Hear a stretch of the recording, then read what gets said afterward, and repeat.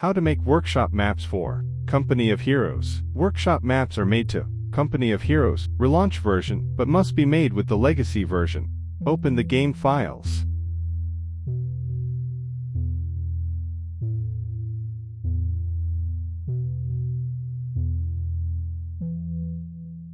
Make sure you are in the legacy game files, otherwise the editor will not work. Open the worldbuilder.exe.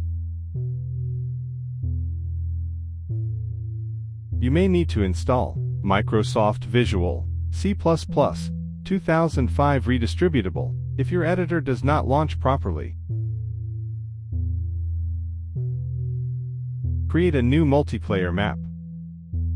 Give your map a name.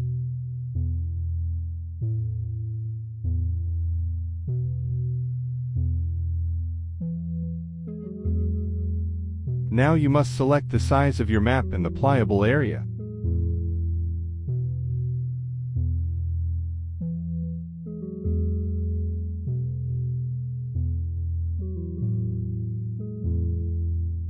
In the editor you can move by holding down the middle mouse button, you can zoom with scroll wheel, and select with left click basic stuff. Now let's make life easier by opening the overlay tab, and selecting show pliable area. This will show the actual playable area, minimum requirements to save a map file, to starting positions for different players, to map entry points for off-map abilities for both players, and calculated territory map.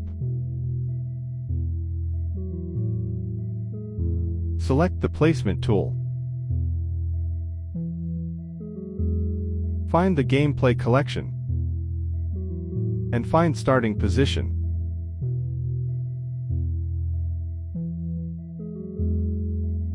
Right-click to place the object.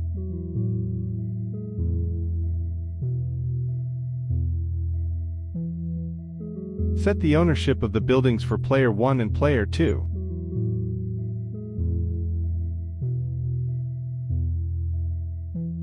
Repeat for map entry points.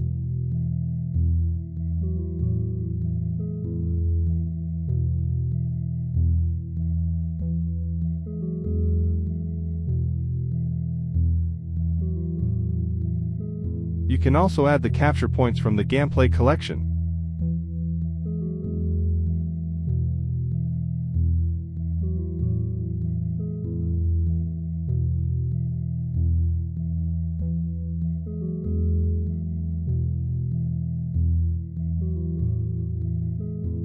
Then you can calculate the territory. Click Calculate Vorono to get the initial calculation. After that you can fine-tune it. Go to Overlay menu to display the territories. Now you can press Ctrl and click Area to select it, and you can paint its color.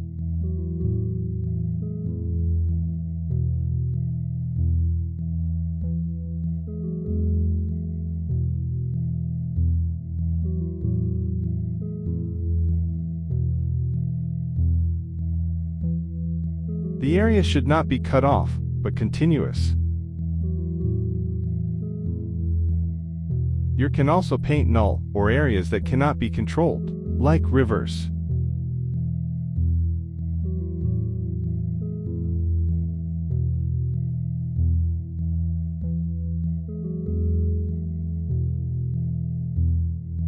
If you add more points you must recalculate, or use the Add Territories under New Points, and paint them manually.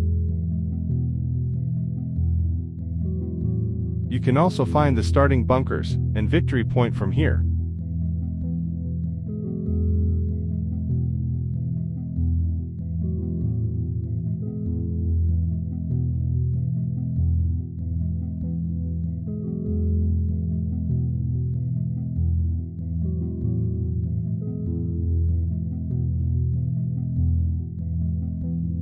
I'm not sure if these work, but I have used them in my maps. They are supposed to guide bots to know what to prioritize.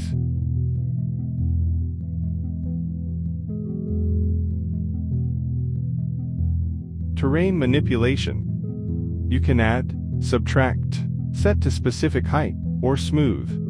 You choose any of these operations for left mouse and right mouse clicks. You can change the brush size, the feather, meaning how smooth the change is, You can also change the height, which only affects the set height tool. And lastly, there is the strength, which affect all of the others, and you should get familiar with. It's just basically how much change is applied.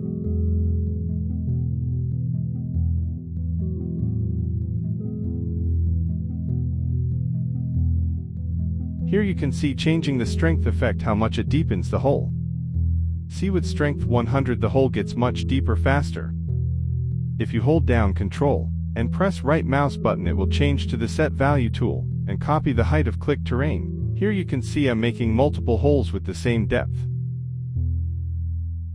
Also, if you smooth with the max strength, it will make large changes. But if I decrease the strength, you can see how the effect gets smaller.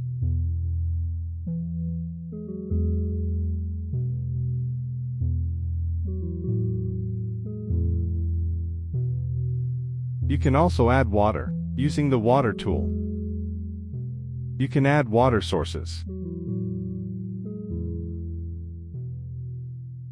It does not update with terrain unless you update it manually with the update button. You can have multiple water source, but they are not allowed to intersect. You can also change its height from the menu.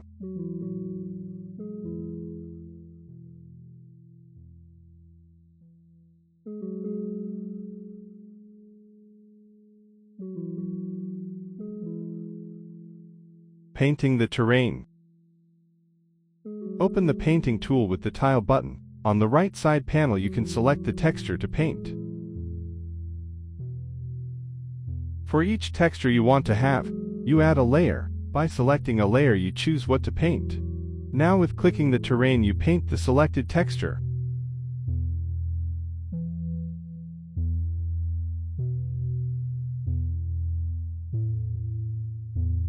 The brush controls are very similar to the previous ones. By layering and changing the strength you can achieve better looking results. You can go back and forth painting with different strengths and layers over and over to get the look you're looking for.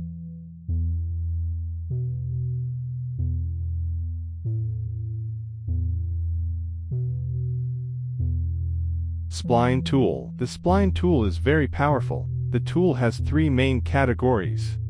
Textures. With the spline tool you can repeat textures and make things like roads, riverbed, fields.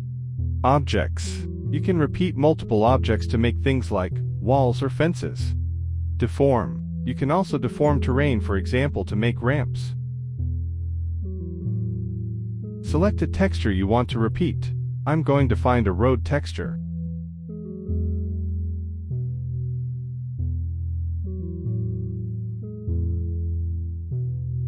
You can flip the texture using the checkboxes on the right-hand side panel.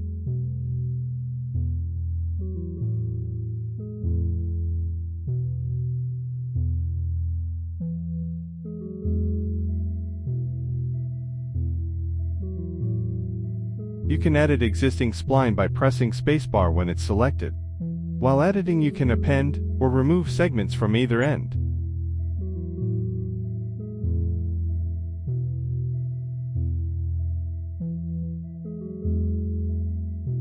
Moving to the object mode.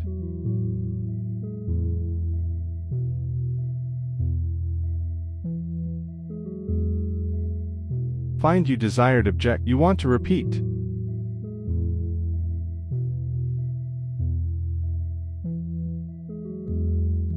You must add it to the list of repeated objects. For walls, enable the wall mode. You must click this checkmark to be able to place the spline, and you can only check it after you have something on the list. Now just make the spline. Caution. Sometimes when making a too short spline, the editor may crash.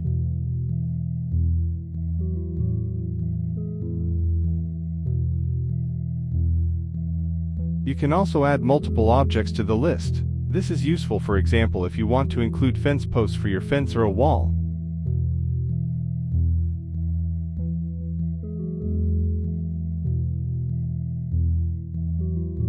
Like this wall here. You can also control the ration by adding more wall pieces in the list. There are also other settings like the distance between objects, etc.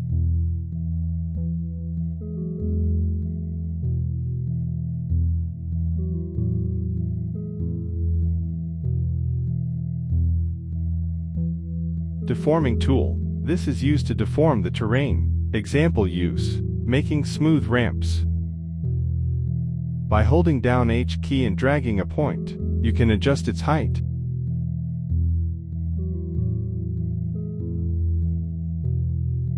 This is example of a narrow ramp, but now you can update its width by selecting it, and updating the value filed and pressing Set to preset width. Grass tool. This is pretty simple, you just select grass type, and paint it on the ground.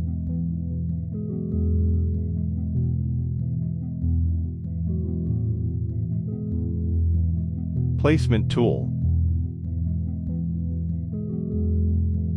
Let's add a bridge. Select your model, place it, adjust the height with H. You must be precise or the bots may not be able to navigate over the bridge even if you, as the player, can order units over it.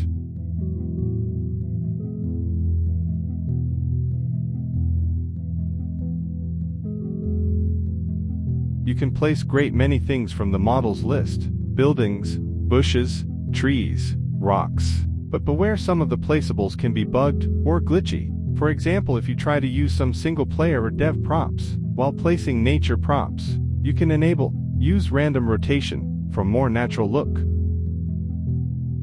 By holding C while dragging, you can duplicate props. To rotate props, hold Shift and drag mouse. You can also place units in your maps.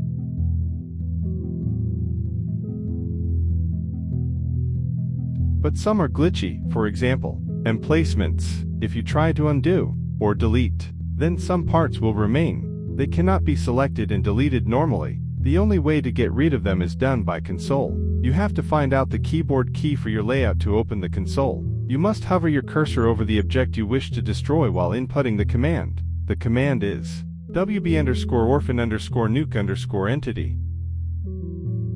While in console, you can quickly get the last command by using the up arrow key to repeat previous commands faster. Publishing to Workshop. To make the thumbnail for Workshop and in-game, download GIMP or some other software that can open .tgaa files. After saving your map, you can find your map name mm.tgaa from this PC, Documents, My Games, Company of Heroes, WW2, Data, Scenarios, MP. Edit your map image to have marked base locations, and save it as your map name base.tgaa. Like this. Then edit numbers to mark player positions, and save it as different file, your map name slots.tgaa. Like this. After that, export your map from the world builder. After exporting, you can find the exported file from described location. Move the file to the relaunch versions files. Then launch the non-legacy version normally from Steam. In the main menu, press the Workshop button. Open the Manage tab. Select your map and press Publish. Your map is now in the Workshop.